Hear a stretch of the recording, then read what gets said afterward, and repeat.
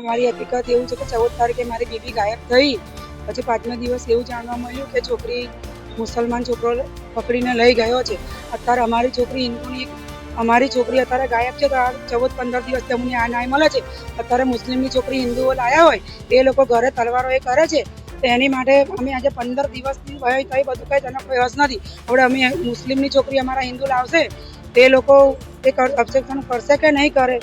કાયદો અમૂલમાં છે. હવા છતાં તે છતાં અમને જાણ કસાની થઈ નથી, તો સરકારે પેપરમાં જ ખાલી રાખ્યું છે, તો બહાર પાડી નથી. તેની માટે સરકારે ગમે તે કાયદો અમલ કરવો જોઈએ અને મારું રદ થવું જોઈએ અને મારી છોકરી મને પાછી મળવી જોઈએ. બસ મને તમે રજૂઆત કરું છું કે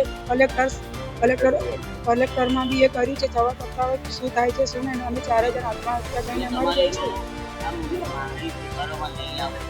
માગણી સ્વીકારવામાં નહીં આવે તો અમે આત્મહત્યા કરીને મરી જઈશું એના ઘરમાં જઈને. મને મારી